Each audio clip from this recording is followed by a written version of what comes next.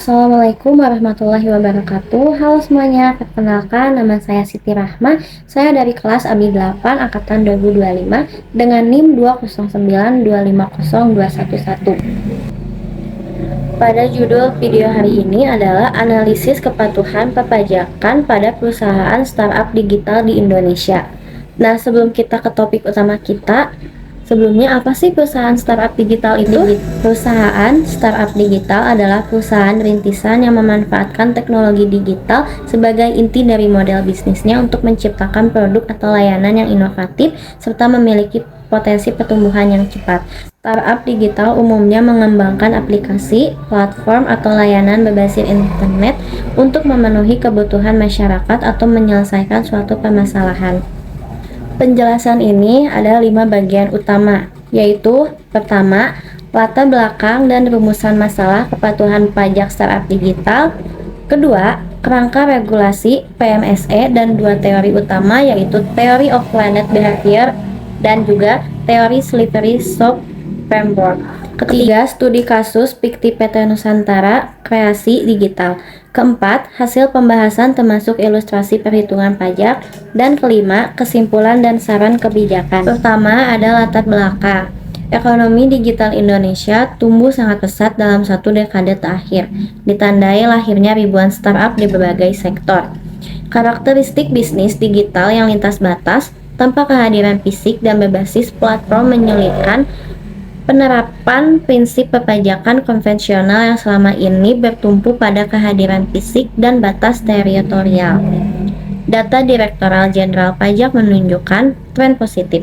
Akumulasi penerimaan PPN PMSE mencapai 15,68 triliun rupiah hingga Oktober 2023, dengan 161 pelaku usaha ditunjuk sebagai pemungut, dan tarif PPN 11% berlaku atas transaksi tersebut. Meskipun regulasi terus berkembang mulai dari PP 80 tahun 2019, UU HPP tahun 2021 hingga pembaruan PMK 81 2024 dan PMK 37 2025. Kepatuhan di level startup berskala kecil dan menengah masih menghadapi kendala. Karena itu, artikel ini menjawab 2 rumusan masalah. Pertama, apa sajakah tantangan kepatuhan perpajakan yang dihadapi startup digital di Indonesia? Kedua, upaya apa yang dapat ditempuh untuk meningkatkan kepatuhan mereka? Tujuan rumusan masalah ini untuk memberikan kontribusi konseptual bagi kebijakan pajak yang lebih adaptif terhadap karakter unik startup digital. Lalu ada kerangka hukum perpajakan digital Indonesia dibangun secara bertahap. PP 80 tahun 2019 meletakkan dasar definisi PMSE dan konsep kehadiran ekonomi signifikan sebagai dasar penetapan bentuk usaha tetap. Undang-Undang HPP tahun 2021 memperluas basis pemajakan digital dan mengatur PPh final UMKM. Ketentuan teknis PPN PMSE diperbarui beberapa kali, dari PMK 48 tahun 2020 ke PMK 60 tahun 2022 dengan tarif naik menjadi 11% hingga PMK 81 tahun 2024 yang memperkenalkan sistem Koretak. Yang terbaru ada PMK 37 tahun 2025 mewajibkan penyelenggara marketplace memungut PPh pasal 22 sebesar 0,5% dari peredaran bruto pedagang dalam negeri sebagai bagian pelunasan PPh final UMKM. Artikel ini menggunakan 2 kerangka teori perilaku kepatuhan. Teori pertama yaitu Theory of Planet Behavior dari Azen yang menjelaskan niat patuh terbentuk dari 3 determinan: sikap terhadap perilaku, norma, subjektif, dan persepsi kontrol perilaku. Dalam konteks startup, sikap dipengaruhi persepsi keadilan sistem pajak, norma subjektif dipengaruhi tekanan investor, dan kontrol perilaku dipengaruhi kemudahan akses Koretaks. Teori kedua ada Slippery Slope Framework dari Kirchler, Holtz, dan Wall yang menjelaskan kepatuhan sebagai hasil interaksi antara kepercayaan terhadap otoritas pajak, disebut trust, dan kekuasaan otoritas untuk menegakkan hukum, disebut power. Ketika trust tinggi, kepatuhan bersifat sukarela. Ketika power tinggi namun trust rendah, kepatuhan cenderung terpaksa dan kurang berkelanjutan. Penelitian ini menggunakan pendekatan kualitatif deskriptif dengan desain studi kasus. Data bersumber dari studi Kepustakaan atas Regulasi, publikasi resmi DJP, dan literatur akademik kepatuhan pajak. Untuk memberi ilustrasi konkret, artikel ini menyertakan satu studi kasus fiktif yang disusun berdasarkan pola umum praktik startup digital di Indonesia. Perlu ditegaskan, nama perusahaan dan angka keuangan bersifat hipotetis, semata untuk keperluan akademik. Analisis dilakukan dengan memetakan kasus tersebut terhadap regulasi PMSE serta kerangka TPB dan Slippery Slope Framework. PT Nusantara Kreasi Digital, disingkat NKD, adalah nama fiktif perusahaan rintisan yang didirikan tahun 2021. Bergerak di bidang penyediaan platform SaaS untuk manajemen inventory bagi pelaku UMKM.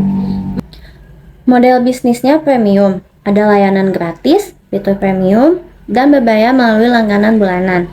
NKD menerima pendanaan awal pada tahun 2022 dan pengguna aktif bulanannya tumbuh pesat dari sekitar 800 pengguna menjadi lebih dari 42.000 pengguna dalam 3 tahun, termasuk pengguna dari Malaysia dan Filipina. Pada tahun 2023, tim keuangan NKD yang saat itu hanya 1 orang menghadapi 4 masalah utama, yaitu: pertama, status pengusaha kena pajak belum dikukuhkan meski omset sudah melampaui 4,8 miliar rupiah.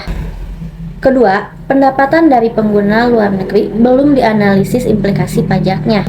Lalu yang ketiga, adanya keterlambatan penyesuaian setelah masa berlaku PPh final UMKM terlampaui. Dan terakhir, adanya kendala teknis saat migrasi ke sistem Coretax yang membuat pelaporan SPT masa tertunda 2 periode. Slide ini menyajikan ilustrasi perhitungan sederhana dan hipotetis dengan asumsi omset tahunan NKD sebesar 6 miliar rupiah dari langganan dalam negeri. Bila dikenakan PPh final UMKM dengan tarif 0,5%, kewajibannya sekitar 30 juta rupiah per tahun. Bila sudah dikukuhkan sebagai pengusaha kena pajak dan dikenakan PPN 11% atas jasa kena pajak, estimasinya bisa mencapai 660 juta rupiah per tahun. Bila platform marketplace memungut PPh pasal 22 sebesar 0,5% sesuai dengan PMK 37 tahun 2025, nilai yang dipungut menjadi bagian pelunasan PPh final, bukan beban pajak tambahan. Tetapi poin pentingnya, kewajiban-kewajiban ini tidak boleh dijumlahkan sebagai beban ganda, dan kewajiban PPN baru relevan setelah status PKP dikukuhkan. Ditinjau dari teori of learned behavior, sikap manajemen NKD cenderung reaktif karena fokus utama startup pada fase awal adalah akuisisi pengguna. Norma subjektif juga lemah karena investor jarang mempertanyakan aspek pajak secara eksplisit. Persepsi kontrol perilaku rendah karena keterbatasan SDM yang memahami pajak digital. Ditinjau dari Slippery Slope Framework, terus antara NKD dan otoritas pajak belum sepenuhnya terbangun. Sementara power otoritas meningkat seiring digitalisasi pengawasan melalui data pihak ketiga. Kombinasi ini mendorong kepatuhan yang bersifat terpaksa, bukan sukarela, yang secara jangka panjang kurang berkelanjutan. Dari tinjauan regulasi dan studi kasus, dapat diidentifikasi 4 tantangan struktural. Yang pertama, ambiguitas status bentuk usaha tetap dan pengusaha kena pajak karena bisnis digital tidak selalu memiliki kehadiran fisik. Kedua, kompleksitas pemajakan lintas yurisdiksi bagi startup yang melayani pengguna di beberapa negara. Ketiga, keterbatasan literasi pajak pada fase pertumbuhan awal karena prioritas manajemen tertuju pada akuisisi pengguna. Yang terakhir, yaitu ketimpangan antara kecepatan inovasi model bisnis digital dan kecepatan pembaruan regulasi yang mengaturnya. Data resmi DJP menunjukkan tren positif penerimaan PPN PMSE. Dari 731,4 miliar rupiah pada tahun 2020 meningkat menjadi 3,9 triliun pada tahun 2021. Lalu pada tahun 2022 meningkat menjadi 5,51 triliun dan 5,54 triliun pada tahun 2023. pertumbuhan lebih dari 7 kali lipat dalam 4 tahun. Namun, jumlah pemungut yang ditunjuk yaitu ada 161 pelaku usaha yang dimana masih relatif kecil dibandingkan populasi pelaku usaha digital di Indonesia yang sangat besar, termasuk ribuan startup kecil dan menengah yang berpotensi sebelum terjaring sistem pemungutan. Berdasarkan analisis tantangan, terdapat 5 upaya strategis.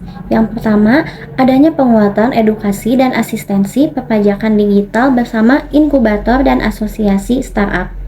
Kedua, adanya penyederhanaan skema PPh final dan panduan teknis penentuan status PKP untuk model bisnis, premium, dan langganan. Ketiga, adanya percepatan integrasi Coretax dengan sistem akuntansi yang lazim dipakai startup, misalnya melalui API.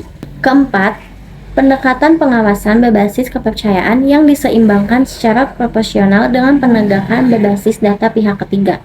Yang terakhir, adanya perluasan kemitraan dengan penyelenggara PMSE sebagai pihak pemungut pajak, seperti telah dirintis oleh PMK 37 tahun 2025 untuk menjangkau pelaku usaha kecil yang sulit diawasi secara langsung. Sebagai penutup, kepatuhan perpajakan startup digital dipengaruhi interaksi antara faktor regulasi, faktor perilaku, dan faktor kesiapan sistem administrasi.